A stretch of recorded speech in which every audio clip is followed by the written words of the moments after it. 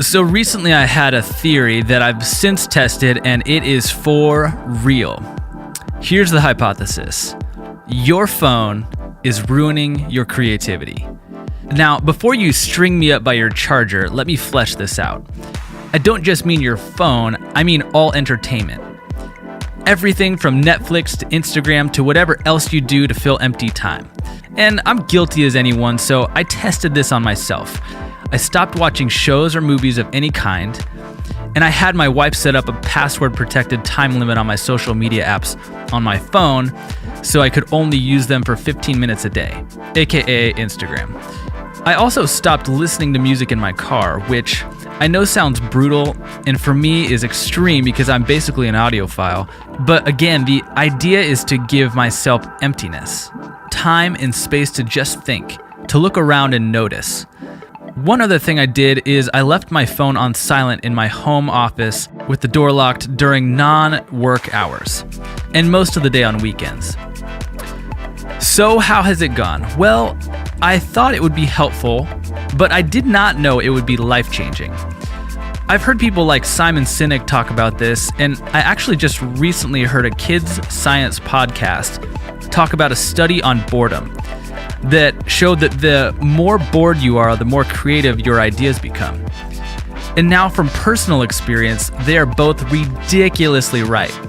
Literally, on the second day with all this empty time, I just started filling pages with notes on ideas for how to approach my business, creative ideas for films, for new Zero Fluff podcasts, for ways to spend time with my wife and kids.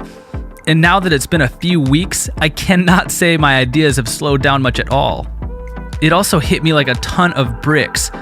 This is why people have so many of their best ideas when they're in the shower. Because typically, unless you're really trying to run from something inside of yourself, you aren't watching shows or scrolling through Instagram while you're mindlessly scrubbing yourself clean like you always do. And it's also pretty classic for people to have dawning ideas while driving. Again, a place where you're not mindlessly entertaining yourself with TV or your phone. At least, I hope not. And beyond creativity, I just have more time to think about what I'm doing, rather than perpetually cruising on autopilot. And when I think about what I'm doing, I make intentional decisions about what to do next. One of my greatest fears is waking up 10 or 20 or 30 years from now in a place I just don't want to be and thinking, how did I get here? There's no shortage of hate for the effect of phones and TV, and to be honest, they aren't the real problem. They're just like any fine thing we abuse to avoid pain, to avoid being uncomfortable. But like I've said before, we need what you have to offer. Your thoughts, your talents, your presence, and you need those things of yourself as well. And it's beyond worth the discomfort it takes to get there. So here's what I suggest. Try this experiment and take a month to starve yourself of distraction.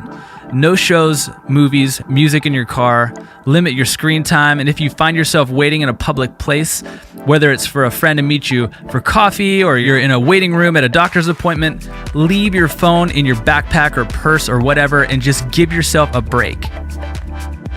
I would love to hear about what it does to you. The benefit for me has been priceless, and if it changes your life too, for you, I'll only charge you $50.